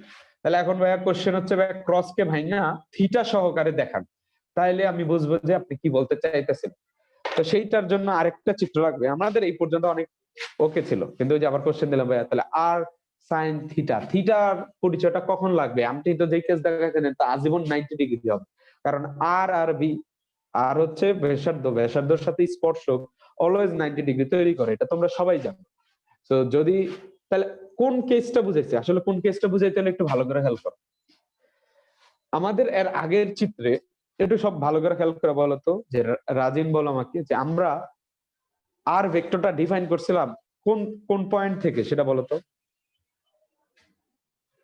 মানে কোন পয়েন্ট থেকে আর ভেক্টরটা ডিফাইন করছিলাম? কেন্দ্র থেকে। কেন্দ্র থেকে। কিন্তু আমরা তো ফিজিক্সে বলে দিছিলাম যে আমাদের যে কোনো কিছু ডিফাইন করতে হয় মূলবিন্দু থেকে। তাহলে আমাদের ওই কেসটাতে মূলবিন্দুটা ছিল কেন্দ্র। এখন কেউ এসে বলছে যে না, কেন্দ্র রাখা যাবে না, বস্তুটা এইভাবে ঘুরতেছে, কেন্দ্র এখানে। সে পাকনামি করে বলছে যে না এখানে না, এইটা হচ্ছে মূলবিন্দু, মূলবিন্দু বলেছে এটা। এখন যখন মূলবিন্দু এটা বলেছে, সো এইটা থেকেও ডিফাইন করতে হবে, কারণ আর এর ডেফিনিশন হচ্ছে মূলবিন্দু থেকে। তাহলে এই পয়েন্টের বস্তু উপরের দিকে যাচ্ছে ভি, আর এইটা এদিকে, তাহলে বলতে হবে এইটা হবে এখন হচ্ছে টোটাল আর, এটা হচ্ছে টোটাল আর ভেক্টর, কারণ মূলবিন্দু এখন এইটারে বলছে। এখন তুমি আবার আরো চালাকি করে বলতে পারবা ভাইয়া একটা কাজ করুন তো, মূলবিন্দুটা এই বরাবরই কেন রাখছেন, এই বরাবর নাই না বামে নিয়ে, তখন ইকুয়েশনটা আরো কঠিন হয়ে যাবে। তো এই জন্য সিম্পলিফাই রাখার জন্য একটা জেনারেল স্কেচ দেখাইছে যে বস্তুটা যখন ঘুরে তোমার ওই ঘূর্ণন কেন্দ্রের উপর যে কোনো বিন্দুতে হচ্ছে ইয়াটা থাকতে পারে, ঘূর্ণন অক্ষের যে কোনো বিন্দুতে হচ্ছে আমরা মূল বিন্দুটা রাখবো। এই জন্য হচ্ছে যে যদিও কেন্দ্র এটা, কিন্তু কেন্দ্রকে যদি ডট ডট করো, ডট ডট ডট করো, দেখো তো এটা এই যে এইটা হচ্ছে আমার অক্ষ, তার মানে এই অক্ষের সাপেক্ষে বস্তুটা ঘুরতেছে। তাহলে ভাই অক্ষের সাপেক্ষে আটটা আনলে বেশি যুক্তিযুক্ত, সেটাই এই কারণে রাখছি। তো তখন বলছে যে ভাই এইটা যদি আর হয়, খুব ভালো করে খেয়াল করো, তাহলে একটু জিনিস বুঝে ভালো করে, ঠিক আছে? এই হচ্ছে আর ভেক্টর। তাহলে হ্যাঁ, তাহলে খেয়াল করো যে এই বরাবর হচ্ছে আর ভেক্টরটা যাচ্ছে, আমি জাস্ট একটু বাড়ায় দেখাচ্ছি। তো এই যে আর ভেক্টর আর হচ্ছে এই ভি ভেক্টর, তার মধ্যবর্তী কোণ যদি থিটা হয়, এটা থিটা হলে এটা কি আসবে? থিটা আসবে, মানে এই প্যাটার্নের সাথে। একটু সুন্দর করে আইকো তোমরা খাতায়, আমরা এখন অক্ষরটা দেখা দিলাম, তাহলে এইটা থিটা আসবে। তো এইটা যদি থিটা আসে, তাহলে আর এর এইখানে কতটুকু অংশ থাকবে যদি ভ্যালু আকারে ধরো? আর এর মান কত? আর এর মান কিন্তু হচ্ছে শুধু আর। তাহলে এই পুরাটা যদি আর ধরো, এটা যদি থিটা ধরো, এটা হচ্ছে তার লম্ব, তার এইটুকু কাজ করবে আর সাইন থিটা। তাহলে কেন্দ্র থেকে কত দূরত্বে আছে? আর সাইন থিটা। তাহলে এই কেসে পার্টিকুলারলি আমাদের যে এল এর ফর্মুলা ছিল ভর, বেগ এবং কেন্দ্র থেকে ওই কণাটার দূরত্ব। তো কেন্দ্র থেকে কিন্তু এর দূরত্ব দাঁড়াইছে আর সাইন থিটা। যখন আমি আমার মূল বিন্দুটাকে চেঞ্জ করা অনেক দূরে অক্ষের নিচে নিয়ে গেছি, কেন নিয়ে গেছি প্রত্যেকটা জিনিস ব্যাখ্যা করতেছি। মজার বিষয় কি জানো, এই যে এই ওয়ার্ড গুলো আমি কখনো কার থেকে শুনিনি। অর্থাৎ এই যে কেন অক্ষের মধ্যে রাখবো, কেন ওই পয়েন্ট থেকে নিচে নিয়ে আসছে, সিনারি তো আমাদের চিত্র নাই। এমন না যে ধরো আমি কোনো অ্যানিমেশন থেকে দেখছি বা সামথিং। আমি এটা আসলে যখন যখন পড়ানো শুরু করি, প্রত্যেকটা জিনিস নিয়ে চিন্তা করা শুরু করি। কলেজে থাকার সময় তো অথবা ছিল না, কলেজে থাকার সময় তো একে তো মানে অতটা রেগুলার স্টুডেন্ট ছিলাম না, এটা হচ্ছে সত্য কথা। তোমাদেরকে মোটিভেশন দিয়ে হুদেই লাভ নেই, ফেক মোটিভেশন যে ভাই আমি 18 ঘন্টা 19 ঘন্টা করে পড়ছি তোমরাও পড়ো, মানে বাস্তবতা যেটা সেটাই বলছি। তো তোমার সবকিছু ব্যালেন্স করতাম, মানে খেলাধুলা বলো ঘোরা বলো। তো এইগুলা জানো যে দুনিয়াতে কখনোই সবকিছু ব্যালেন্স হয় না, তো পড়াশোনা কিছু দিক দিয়ে কমে যেত। তো তখন আর এত কিছু অ্যাবজর্ব করার তখন তাহলে ভাই ঠিক আছে এমবিআর, ঠিক আছে সুন্দর আছে সমস্যা নেই। তো ওইটাই মনে রাখতাম, কি আর এত চিন্তা করা না। আমি যখন পড়াতে শুরু করি তখন চিন্তা করি যে যদি আমি তখন সিরিয়াস হইতাম কলেজে থাকতে, তাহলে কোন কোশ্চেনটা আমার মাথায় আসতো। হ্যাঁ ভাই, কোশ্চেন এটা আসতে পারতো যে হোয়াই এমবিআর লিয়া করি, কেন সাইন থিটা দিয়ে করি না। তো এটা খেয়াল করবা যে তোমাদের কেমিস্ট্রিতে একটা ইকুয়েশন আছে গুণগত রসায়নে এমভিআর লেখা, মানে সাইন থিটা লেখা নেই, কারণ ওই চিত্রতে কেন্দ্রতেই মূলবিন্দু ধরে নিছে। তো ওকে, তো কোনো প্রবলেম নেই। আমাদের পাকনামি করে হচ্ছে না, কেন্দ্র নিচে নিয়ে আসো। কেন্দ্র যদি মূলবিন্দু হয় থিটা অলওয়েজ 90 ডিগ্রি হবে। কেন হবে? কারণ এই দেখো ভেক্টর উপর হইতে হইতে তখন ভেক্টর এই বরাবর আসবে, এই বরাবর আর এই বরাবর মধ্যবর্তী অ্যাঙ্গেল কত? Always 90 degree. তো আমিও চিন্তা করিনি এই বিষয়টা এত সুন্দর, এখন পড়ানোর সময় খেয়াল করলো। তো দেখছো আমার কলেজ শেষ হয়েছে 18 সালে, আমি এখন 2021-এ এসে তোমাদের সাথে একটা জিনিস 100% বুঝলাম তোমাদের পড়াইতে যা। তো এটাই হচ্ছে বিষয় যে যে কোনো সময় তোমার নলেজ আপডেট হতে পারে, তোমার চিন্তা ভাবনা আপডেট হতে পারে। তো এইখান থেকে আসলে এইটাকে জাস্টিফাই করা যায়। তাহলে ভাই থিটা 90 ডিগ্রি হলে সুবিধা কেন? কারণ তখন আসলে ওই মূলবিন্দুটা উপরে রাখছে। আসলে বলতে হবে জোস একটা জিনিস এটা, ঠিক আছে। আমি কখনো খেয়াল করিনি কৌণিক ভরবেগ এত সুন্দর, আমি যে শিখছিলাম। তো ঠিক আছে, তাহলে অনেকগুলা ব্যাখ্যা পাই গেলাম। এক হচ্ছে এমভিআর কেন বলা হয়েছে সেটা পাইছি, কারণ আমরা আই ওমেগা ছিল, আই ওমেগা দিয়ে কিভাবে ভেক্টরের ফর্ম রাখা যায়, এটাতে কিভাবে ভেক্টর ফর্ম রাখা যায় সেটা শিখেছি। ভেক্টরের ফর্ম কিভাবে প্রেডিক্ট করতে পারলাম যে এই ক্রস আর এই ক্রসের মধ্যে এই ক্রসটা হবে না, এই ক্রসটা হবে। সো এই সব কিছু করার পর দেন আমরা হচ্ছে এমভিআর এর ফর্মুলা গেলাম, যেটা আমাদের বই আছে, সেটাও ফিল পেয়ে গেলাম কখন যেটা হয় কখন হবে না। আর তোমাদের কখনোই কখনোই মূলবিন্দুর কথা বলা থাকবে না, কারণ তোমাদের বইয়ের প্রতিটা কেসে মূলবিন্দু ধরে নেওয়া হয় কেন্দ্রকে। যদি কেন্দ্রকে চেঞ্জ করে দিতা তাহলে সমস্যা ছিল, কিন্তু আসলে প্রবলেম হয় না। তো সেই হিসেবে যাক আমাদের ফরম্যাটটাই রয়েছে যে এমভি আর হচ্ছে রেডিয়াস, রেডিয়াস কত হয়ে গেছিল আর সাইন থিটা। কেন? কারণ আমরা হচ্ছে মূলবিন্দুটাকে নিচে নিয়ে আসছিলাম। তাহলে আমাদের আর পরের টপিকে যাই, যেটা শিখার পরে আমরা গুরুত্ব দিতে পারবো যে কেন অ্যাঙ্গুলার মোমেন্টাম এত বেশি ইম্পর্টেন্ট, এত মানে এত বেশি কেন ইম্পর্টেন্ট। কারণ রৈখিকের মতোই কৌণিক জগৎটাকে আমরা এক্সপ্লোর করতেছি। তাহলে এখন হচ্ছে টর্ক, টর্ক ঠিক আছে বানা? হ্যাঁ ঠিক আছে। তো এই টর্কে ভালো করে অভ্যস্ত হও, কারণ টর্ক মানে হচ্ছে রৈখিক বল। এখানে আইসা হয়ে গেছে কৌণিক বল, কিন্তু কৌণিক বল বলি না, সেটাকে আমরা নাম দিচ্ছি হচ্ছে টর্ক। তার মানে এইখানে একটা জিনিস বুঝতে হবে, তোমাকে আগে একটা বস্তু যদি কি করতে হইতো, ভি বেগে গতিশীল করতে হইতো, তোমাকে এফ বল প্রয়োগ করা লাগতো। আর যদি একটা বস্তুকে এমন বৃত্তাকারে ঘুরাইতে চাও আর রেডিয়াসে এম ভরের একটা বস্তু, তাহলে তুমি জাস্ট বল প্রয়োগ করলেই এনাফ না, অন্য কিছু একটা প্রয়োগ করতে হবে, যেটাকে আমরা নাম দিয়েছে কৌণিক বল বা টর্ক, যেটাকে আসলে আমরা টাউ দ্বারা রিপ্রেজেন্ট করি। এখন টাউ সমান কত আসবে সেটা আমরা ডিফাইন করব। তো ডিফাইন করতে গেলে আমরা একটা কাজ করি, রৈখিক বলের সহায়তা নিই। রৈখিক বলে একটা চিট কোড শিখছিলাম, F equal to M A. আরো সুন্দর করে মনে রাখতে হলে summation of M equal to M A. তাহলে ভাই যেহেতু এটা কৌণিক বল বা টর্ক বলতেছেন, তাহলে এখানেও একটা কাজ করি, এম মানে কি ভর, কৌণিকে যা কৌণিক ভর আই, ওকে কোন প্রবলেম নাই। এ মানে হচ্ছে রৈখিক ত্বরণ, তাহলে কৌণিকে এসে কি আসবে? কৌণিক ত্বরণ। আচ্ছা ভাইয়া, এটা তো ছিল এই ভেক্টর এ ভেক্টর, তাহলে এটাকে কিন্তু আসলে দিতে পারবা টাউ ভেক্টর ইকুয়াল টু হচ্ছে I alpha vector. So already তোমার বইয়ের একটা ফরম্যাট হয়ে গেছে যে টাউ সমান আই আলফা, এটা প্রুফ আমরা অলরেডি দিয়ে দিচ্ছি। তোমার বই এটা উল্টা দেখতে আসছে, মানে তোমার বইয়ের সিকোয়েন্সটা উল্টা, আমি হচ্ছে এটাকে ঠিক করলাম, আই আলফা নিয়ে আসলাম। এখন এটাকে আরেকটু মডিফাই করব, দেন হচ্ছে আমাদের কৌণিকে যেটা আর ভেক্টরের সংজ্ঞা শিখছিলাম সেই ভেক্টরটা আবার এখানেও কাজে লাগাই ফেলবো। সিম্পল, একদম সিম্পল, কোনো ভয় পাওয়ার কিছু নাই। তো ভাইয়া এটাকে কি একটু মডিফাই করা যায়? মডিফাই বলতে ভাই কি মডিফাই? ওই যে ভাইয়া যেটা আপনি ইয়াতে দেখাইছিলেন, ওই যে আমরা লাস্টে বলছিলাম যে কৌণিক ভরবেগকে আমরা চাই যে কৌণিক ভরবেগের মধ্যে রৈখিক ভরবেগের কিছু থাকুক। তো আমরাও চাই যে কৌণিক বল, অবশ্যই কৌণিক বল তোমাদের বইয়ে দেয় নাই, তোমাদের বইয়ে টর্ক দিয়েছে, তোমরা টর্ক শিখবা। আমি শুধু তোমাদের অ্যানালজি দেওয়ার জন্য কৌণিক বল বলতেছি। কিন্তু তুমি যদি নিজে বুঝার জন্য কৌণিক বল বুঝেই শান্তি পাও, ওটা রাখতে পারো। বাট স্যারকে বলার সময় দয়া করে বলতে হবে ভাইয়া টর্ক, নাহলে বলবে যে কোন অশিক্ষিত তোমাকে কৌণিক বল শিখাইছে, কৌণিক বল তো এখানে নাই, তুমি আসলে ভুল শিখছো, তোমার বইয়ে যে টার্ম নাই তোমাদের ভুল শিখাইছে। সেরকম অনেক সময় অনেক মিসকনসেপশন হয়ে যেতে পারে। এই জন্য অবশ্যই দুনিয়ার কাছে বলবা যে আমি কৌণিক বল শেখাই নাই, আমি শিখেছি টর্ক। কিন্তু তুমি মনে রাখার জন্য জাস্ট অ্যানালজি আকারে তুমি মনে রাখতে পারো, এটাতে মাইন্ড খাও না। তো এই জন্য হচ্ছে যে দেখো, ভালো করে বুঝতে হবে তোমার অনেক জিনিস।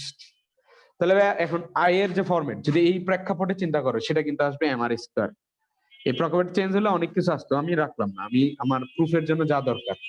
ভাই এমআর স্কয়ার আলফাকে আবার একটু চেঞ্জ করেন তো, এটা কি লেখা যায় আর আলফা ইন্টু আর? হ্যাঁ ভাই লেখা যায়। তাহলে এই আর আলফা কে লেখা যায় না এ লেখা যায়? আচ্ছা এম এ কে লেখা যায় না এফ লেখা যায়? তাহলে এই যে আমরা পেয়ে গেলাম ইকুয়াল টু এফ আর। তার মানে রৈখিকের কিছু রাখতে চাইছিলাম, হ্যাঁ রৈখিকের বল রেখে দিছি, কৌণিকের বল না, অবশ্যই টর্কের জন্য। অবশ্য আর চলে আসছে, অর্থাৎ যেই রেডিয়াসে ঘুরবে সেই আরটা। তাহলে এখন এটাকেও আর একটু মডিফাই করা যাবে, খুব ভালো করে খেয়াল করো যে দুইটা কোশ্চেন রেজ করবে। আমরা কৌণিকের পার্টটুকু শেষ, যতটুকু অ্যানালজি দরকার ছিল এনাফ ইজ এনাফ। এখন আসো যে ভাই টাও ইকুয়াল টু ভাই দুইটা ইকুয়েশন একটু সুন্দরভাবে বলেন। একটা হচ্ছে এম এ আর, আর একটা হচ্ছে টাও ইকুয়াল টু এফ আর। তো ভাই টাও যেহেতু ভেক্টর রাশি, এই যে ভেক্টর ভেক্টর, তাহলে এম স্কেলার রাশি, ওকে। তাহলে ভাই দুইটা অপশন, একটা হচ্ছে এ ক্রস আর, আর একটা হচ্ছে আর ক্রস এ। ভাই যেকোনো একটা সঠিক হতে পারে, দুইটা এট এ টাইম সঠিক হবে না। এইখানেও লিখতে পারবেন টাও ইকুয়াল টু হচ্ছে এফ ক্রস আর, এখানে হচ্ছে আর ক্রস এফ। সো এখন কেউ একজন বলো যে কোনটা হবে, একটু অ্যানালজি দিয়েই বলো, একটু হেল্প হবে তাহলে আমাদের। বলো।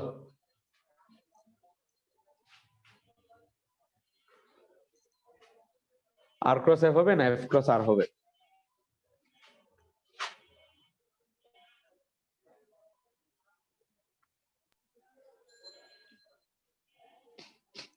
ভাইয়া এটাও তো আগের মতো না যে রাইট হ্যান্ড সামরোলের ওইটা, তো আর ক্রস এ হবে না? হ্যাঁ মানে অ্যানালজি আকারে যদি নাও, আর ক্রস এ অথবা আর ক্রস এফ হবে। মানে এফ দিলে তো ভরটা ভিতরে আছে, বুঝ জানিস। আসলে এইখানেও যেটা হবে, এইখানেও কিন্তু তোমার ভ্যালিড হচ্ছে এটা, নিচের এইটা আর হচ্ছে এইটা, এই দুইটা ভুল, এটা ভুল। তাহলে আর ক্রস এফ, তাহলে এই যে আরটা সামনে আসবে কেন, এই প্রেক্ষাপটটা আমরা অলরেডি ওইখানে আলোচনা করে দিয়েছিলাম যে ওমেগাকে স্যাটিসফাই করতে হবে। যদি ওটা ওইখানে ডিরেক্ট ভিজুয়ালাইজ ছিল, বাট এখানে হচ্ছে আলফা ইয়াটা ত্বরণটা ভিজুয়ালাইজ করার কিন্তু একটু টাফ তোমাদের জন্য। সেজন্য হচ্ছে যে জাস্ট আগের মতো অ্যানালজি দিয়ে মনে রাখো, যদি আমি হচ্ছে চিত্রায়িকা দেখাই দিতেছি যে কিভাবে হতে পারে।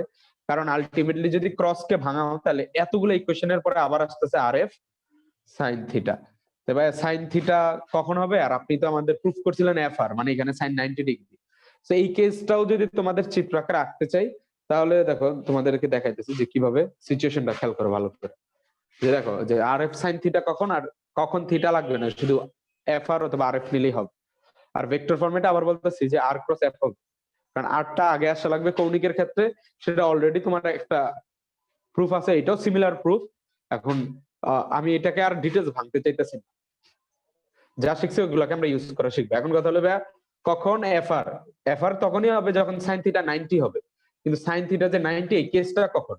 এই কেসটা আঁকার জন্য আমাদের হচ্ছে আবার দিলাম যে ধরো একটা চাকা আঁকি, এটা হচ্ছে একটা সাইকেলের চাকা, ঠিক আছে? তো সাইকেলের চাকা ঘুরাইবা, চাকা তুমি বল প্রয়োগ করবা, তো তুমি এমন হইতে পারে এই পয়েন্টে এই বরাবর তুমি বল প্রয়োগ করছিলা। তো তখন তোমার যদি এই কেন্দ্রটার থেকে হচ্ছে আরটা ডিফাইন করা হয়, তো আরটা ডিফাইন করলে হচ্ছে দেখবো যে অটোমেটিকলি যে এফ ভেক্টর আর হচ্ছে আর ভেক্টরের মধ্যবর্তী কি কোণ হয়ে যেত কত, 90 ডিগ্রি। তো তখন আসলে শুধু টাও ইকুয়াল টু এফ আর। কিন্তু প্রবলেম হয়েছে এখন যে আমরা যদি এইখানে না করে অন্য একটা পয়েন্টে নিতাম, তো সেই কেসটা অলরেডি আলোচনা করা আছে। তখন ভাইয়া হইতো যে এটা হচ্ছে ভাইয়া আর ভেক্টর, তখন এই আর ভেক্টর মুইছা দেন, এ বরাবর কাজ করতেছে, এটা থিটা হলে এটা থিটা, এটা থিটা হলে এ আর এর এই পাশে হচ্ছে কাজ করবে হচ্ছে আর সাইন থিটা। তাহলে ভাই টাও সমান কি দাঁড়াবে? টাও ইকুয়াল টু কি ছিল? টাও সমান ছিল হচ্ছে তোমার বল আর হচ্ছে আর এর এই যে সাইন থিটা। তাহলে এই হিসেবে দেখো, এই হচ্ছে বল আর হচ্ছে রেডিয়াস, রেডিয়াসের মানে এখন কত আছে? আর সাইন থিটা, আর সাইন থিটা। আর যদি ভেক্টর ফরম্যাটে সাজাইতে যাও তখন হয়ে যেত আর ক্রস এফ। তাহলে কখন সাইন থিটা থাকবে না? যদি আমি মূল বিন্দু থেকে কি দেই, ওই পয়েন্টটার, যে পয়েন্টে আমি বল প্রয়োগ করতেছি, যে এই পয়েন্টে আমি বল প্রয়োগ করতেছি, ধাক্কা দিতেছি, সেই পয়েন্টটার যদি আমি কি করি, অবস্থান ভেক্টরটা মূল বিন্দুটা হচ্ছে কেন্দ্র নেই, তখন হচ্ছে 90 ডিগ্রি হবে অলওয়েজ, আদারওয়াইজ ওই কেসটা আসবে না। তার মানে অ্যাঙ্গুলার মোমেন্টটা ভালো করে পড়ার কারণে আমাদের টর্কটা নিয়ে আর ঘামাইতে হয়নি, যে আর ক্রস এফ কখন, কখন এফ আর, কখন এফ আর সাইন থিটা। ভাই এটা কি এন্টি ক্লকওয়াইজ ঘোরার ক্ষেত্রে শুধু? না, এটা যে কোনো ক্ষেত্রে, কারণ তুমি যখন ক্লকওয়াইজ ঘুরবা তখনও কিন্তু তোমার হচ্ছে এই বলের ডিরেকশনটা উল্টা দিকে এসে পড়বে। কথা বুঝতেছো? তো ক্লকওয়াইজ এন্টি ক্লকওয়াইজ এখানে আসলে ম্যাটার করতেছে না। তোমার কোশ্চেনটা আরো স্পেসিফিক করো যদি কনসেপ্ট না বুঝতে পারো। আচ্ছা ভাই, বুঝছি। মানে তোমাকে জাস্ট স্যাটিসফাই করতে হবে যে বলের ডিরেকশন আর এর সাথে ক্রস দিলে, ওইটা দিলে টর্কের ডিরেকশন আসবে। আর যেহেতু তুমি বল চেঞ্জ করবা, তুমি যদি ক্লকওয়াইজের সময় যেদিকে দিবা, অ্যান্টি ক্লকওয়াইজের সময় বিপরীত দিকে দিবা, তো অটোমেটিকলি কিন্তু টাও এর মানও কি হইতেছে, একটা প্লাস আসলে আরেকটা কি আসতেছে বলো তো? বলো। একটা, মাইনাস। একটা প্লাস আর একটা মাইনাস। কারণ কি বলতো? কারণ বলো তো প্লাস মাইনাস দিয়ে বুঝতাম যে মানে বুঝতেছো আমার পয়েন্টটা? বুঝতে পারছো তোমাদের লজিকটা যেটা আসলে দিতে চাইছিলাম? তাহলে এটা তোমাদের বইয়ে আছে। এখন তোমাদের বইয়ে আরেকটা জিনিস স্ট্রিক্টলি ডিফাইন করে। ডিফাইনটা কি করে? যে ভাই এইখানে এই আর এর একটা স্ট্রিক্ট একটা পরিচয় দিতে চাই, মানে এই যে আর সাইন থিটা। তো এখানে দেখো, ওই আগের পড়াতে কোনো প্রবলেম ছিল না, এখানে একটা প্রবলেম আছে। এখানে প্রবলেম হচ্ছে বল, বল ইনটু রেডিয়াস দিলে হবে না। এখন যেটা বলছে যে ভাই যদি এইটা মূলবিন্দু হইতো তাহলে তো এটাই আর হইতো, কিন্তু মূলবিন্দু যেহেতু এখানে নিছি, এটা হয়ে গেছে আর সাইন থিটা। কিন্তু একটা জিনিস খেয়াল করো, এই পয়েন্টটা কেন্দ্র ছিল না, কেন্দ্রের চারদিকে ঘুরতো, তার মানে এই আর সাইন থিটা নেও, আর যখন এটা মূলবিন্দু তখন তো আরই নিতেছো, আর সাইন থিটা নেও আর আর নেও, যেটাই বলো সেটা কিন্তু হচ্ছে ঘূর্ণন কেন্দ্র থেকে তার মধ্যবর্তী দূরত্বটা, মধ্যবর্তী লম্ব দূরত্ব। তো আসলে এখানে আমরা আরেকটা কিছু স্পেসিফিক করে দিই, সেটা হচ্ছে বল ইনটু ঘূর্ণন কেন্দ্র থেকে, ঘূর্ণন কেন্দ্র থেকে বলের লম্ব দূরত্ব। এটাকে আরেকটা টার্ম দিয়ে দিই যাতে আমাদের পরবর্তীতে বিভিন্ন কেস বুঝতে সুবিধা হয়। সো এখন আমরা ভেরিফাই করব। কি ভেরিফাই করব? যে রৈখিকে বল যেভাবে কাজ করতো কৌণিকেও কি একইভাবে কাজ করে কিনা, এরকম একটা প্রুফ টুফ দিয়ে দেখেন তো, দেখি তো আসলে এটা মিলে কিনা। হ্যাঁ, সেটা এখন দেখাবো। আমরা হচ্ছে একটা দরজা দিয়ে দেখতে পারি। আচ্ছা, এক মিনিট, আমি একটু আসছি।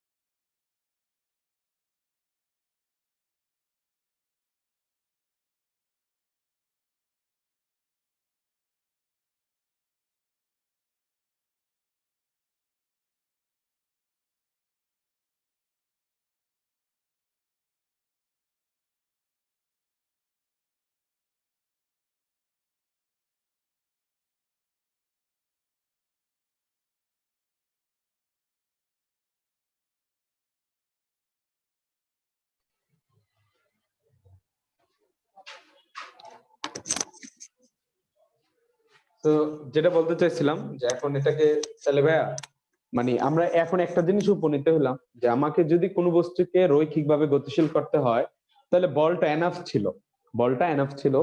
কিন্তু কোনো বস্তু যদি ঘুরাইতে যাই, আমি বলটাই পুরোপুরি এনাফ না, কারণ টর্কটা এনাফ। সেই প্রেক্ষাপটে কিন্তু আমরা এটা ডিফাইন করছি যে কৌণিকের জন্য টর্কটা নিয়ে আসতে হবে, রৈখিকের বলের কাজ কৌণিকের টর্ক করবে, সেটা আমরা আগে থেকেই জানি। তাহলে রৈখিকের কাজটুকু সম্পূর্ণভাবে কৌণিক নিতে পারছে কিনা এটাকে আমাকে চেক করা দরকার। সেই চেক করার জন্য আমরা হচ্ছে একটা কেস নিই। তো দেখবা, মনে রাখবা, যখনই কোনো বস্তু ঘুরতেছে তার উপর আসলে কোনো না কোনো ভাবে টর্ক প্রয়োগ করা হয়। পয়েন্টটা বুঝতে পারছো? তো এখন কিভাবে এই প্রেক্ষাপটটা আসি দেখো, যে টর্কটা কি ওই প্রত্যেকটা কেস ব্যাখ্যা করতে পারে কিনা। ঠিক আছে, তো একটা কেস নিলাম। সেই কেসটা হচ্ছে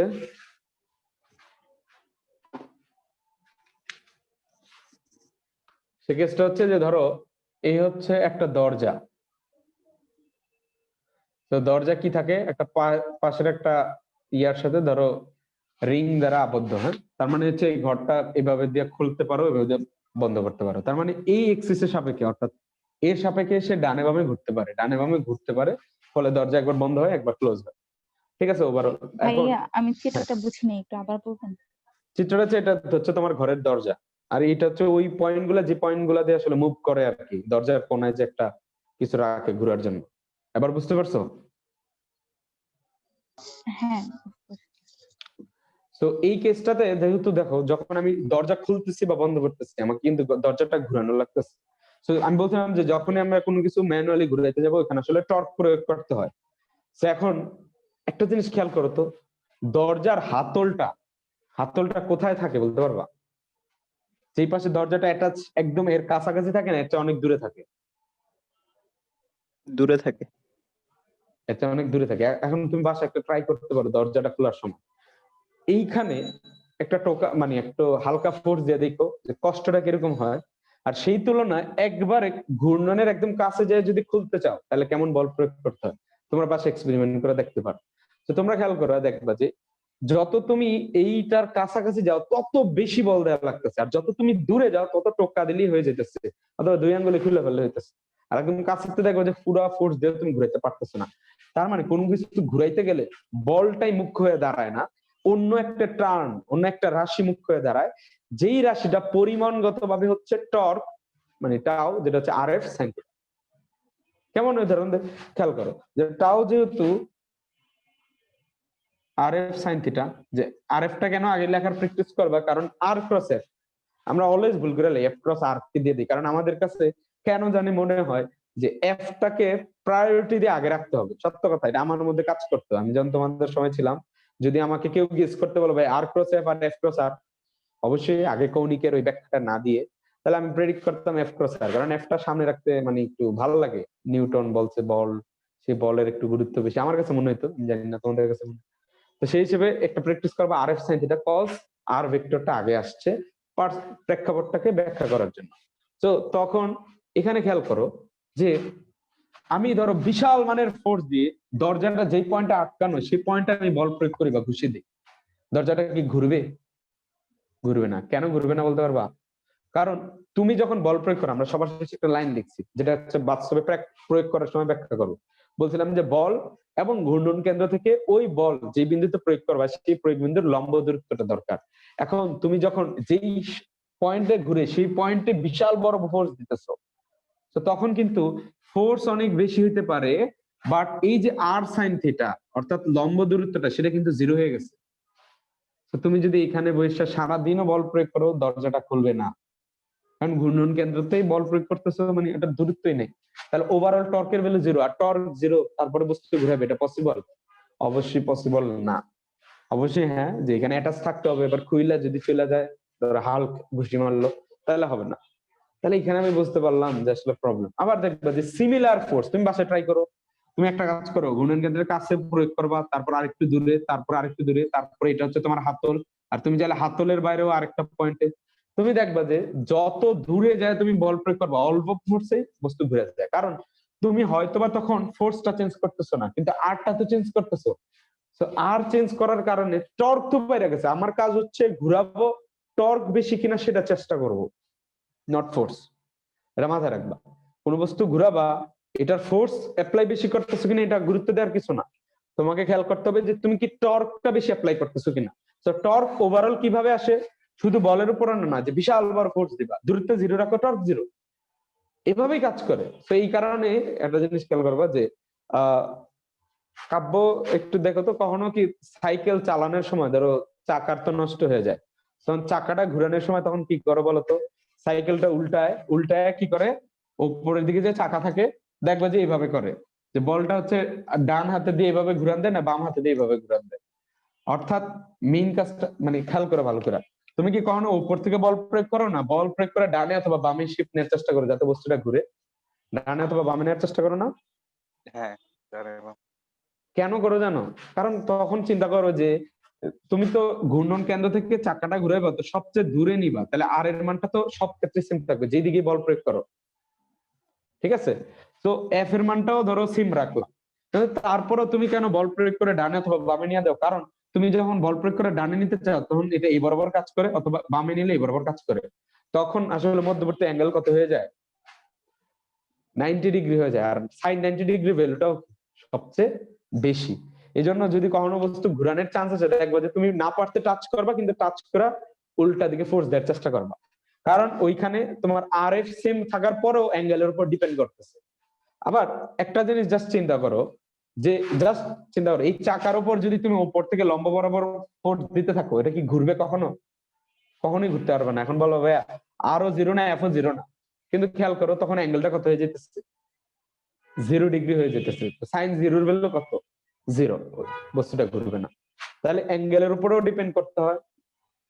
এখন এইখানে অ্যাঙ্গেলের সিচুয়েশনটা দেখান তো ভাই। দরজার মধ্যে একটা কাজ করো, দরজাটা খুলবা, খোলার পর এই যে এই পাশে যায় এই পাশে বল প্রয়োগ করতে থাকবা, এই পাশে যত বল প্রয়োগ করতে থাকবা আর এর সিমিলারে আসবে না, তাহলে অ্যাঙ্গেল কত হয়ে যাবে? 0 ডিগ্রি অথবা 180 ডিগ্রি, যেটাই বল।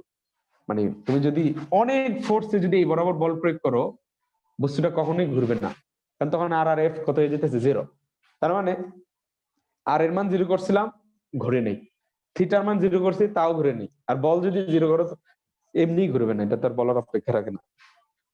তাহলে এই প্রেক্ষাপট থেকে আমরা হচ্ছে টর্কটাও মাস্টার করে ফেললাম। তাহলে এখন আমাদের মানে most of the topic complete হয়ে গেছে। মানে যাই বলো, এখন অবশ্যই তোমাদের বই দেখবা যে আগে টর্কের সংজ্ঞা দিচ্ছে যে টাউ ইকুয়াল টু হচ্ছে আর এফ, দেন ওইটা থেকে প্রুফ করছে হচ্ছে আই আলফা, কিন্তু আমি আগেই শুরু করছি আই আলফা দিয়ে। তো এটাও কিন্তু এক ধরনের প্রুফ অলরেডি পাইয়া গেছো। এখন বলতেই পারো ভাই তাহলে বইয়ের প্রসেসে কেন জান নাই? কারণ বইয়ে জড়তার ভ্রামকটা অত ভালো করে পড়ায়নি, আমরা যতটা ভালো করে বুঝছি। তাহলে ভর আছে কৌণিক ভর, মানে জড়তার ভ্রামক আমরা যে কোনো সময় নির্দ্বিধায় ব্যবহার করতে পারি।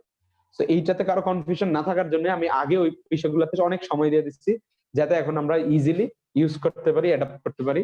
তাহলে আজকের আমাদের কাজ ছিল হচ্ছে রৈখিক ভরবেগ, দেন কৌণিক ভরবেগ, রৈখিক বল মানে কৌণিক বল যেটা হচ্ছে টর্ক, দুইটাই শিখা হয়ে গেছে। তো আমরা মোটামুটি সব ধরনের রাশি পেয়ে গেছি। এখন তোমরা একটা কোশ্চেন করতে পারো ভাইয়া, তাহলে ভাইয়া নিউটন রৈখিক বেগের জন্য তো বলের সূত্র দিচ্ছে, কৌণিক বেগের জন্য কি টর্কের সূত্র আছে? মজার বিষয় হচ্ছে আছে, কিন্তু এটা নিউটন দেয় নাই, নিউটনের অ্যানালজি থেকে নিছে, তো এই জন্য কোনো বিজ্ঞানীর নাম বলা হবে। তাহলে আমরা নিউটনের যেহেতু প্রথম সূত্র, দ্বিতীয় সূত্র, তৃতীয় সূত্র শিখছি, প্রত্যেকটা লিনিয়ার টার্মকে, লিনিয়ার ল্যাঙ্গুয়েজকে আমরা অ্যাঙ্গুলার ল্যাঙ্গুয়েজে কনভার্ট করে সেম স্টেটমেন্টই দেব পরের ক্লাসে। নেক্সট দিন আমরা হচ্ছে কনজারভেশন অফ মোমেন্টাম শিখবো। অর্থাৎ রৈখিক আমরা শিখছিলাম হচ্ছে রৈখিক ভরবেগের নিত্যতার সূত্র, অর্থাৎ কনজারভেট থাকতো, যেটাতে হচ্ছে আমরা নৌকার ম্যাথ করছি বা সামথিং। আর কৌণিকের ক্ষেত্রে আমরা কিছু কোশ্চেন দিয়ে শুরু করছিলাম, তোমাদের মনে আছে কিনা, যে কোনো বস্তু যদি কি করতে থাকে, বৃত্তাকার ঘুরার সময় হাতটা গুটাই নিলে কেন ফাস্ট হয়ে যায়। তো এইসব ব্যাখ্যাগুলো আমরা পড়বো নেক্সট ক্লাসে। তো তার আগ পর্যন্ত এই পর্যন্ত টপিক গুলো প্লাস তোমাদের যদি ম্যাথ আসে যে আর ক্রস এফ, আর এর ভেক্টরের মান দেয়া আছে, এফ এর ভেক্টরের মান দেয়া আছে, নির্ণায়ক দিয়ে ওই ম্যাথ গুলা, এগুলো উদাহরণ থেকে করে ফেলবো। মানে এখন পর্যন্ত যা যা পড়ছি জড়তার ভ্রামক সংক্রান্ত, এই সংক্রান্ত, আমরা হচ্ছে এর পরের পড়াগুলোকে আরো অনেক গুরুত্ব সহিত দিব। নেক্সট ক্লাসে আরো কিছু গুরুত্বপূর্ণ পড়া আসবে, কলিশন শিখবো। তো আমাদের মোটামুটি আর চিন্তা করার মতো বিষয় নাই নিউটনীয় বলবিদ্যার মতো। মানে আমি বলছিলাম ফান্ডামেন্টাল টপিক গুলা বুঝতে প্রবলেম হয়, জড়তার ভ্রামক, তারপর নিউটনের সূত্র। তো এগুলো যেহেতু এত ভালো করে পড়ছি, নিউটনের সূত্র অনেক ভালো করে পড়ছি, প্রথম দ্বিতীয় তৃতীয় তিনটার জন্য 3টা ক্লাস দিচ্ছি, দেন জড়তার ভ্রামকের 4টা ক্লাস হইলো। মানে আজকে যদি ধরো, তাহলে এত কিছু করে ফেলছে, মানে আমাদের ফান্ডামেন্টাল টপিক শেষ। এখন কাজ হচ্ছে এগুলাকে প্রয়োগ করে করে নতুন নতুন ইকুয়েশন বানানো। অলরেডিও আমরা কিছু করে ফেলছি, আই দিয়ে ব্যবহার করে 2টা ইকুয়েশন কিন্তু বানাই ফেলছি। কারো কমপ্লেন থাকা উচিত না, সেটাই আমরা প্রত্যেকটা জিনিস সিকোয়েন্সিয়ালি আগাইছি। তাহলে আমাদের এই চ্যাপ্টারে যখন ম্যাথমেটিক্স করাবো, এটা অনেক মজার হবে, কারণ বুঝতে পারতেছো। তো ঠিক আছে, সবাই ভালো থাকো, সুস্থ থাকো, আসসালামু আলাইকুম।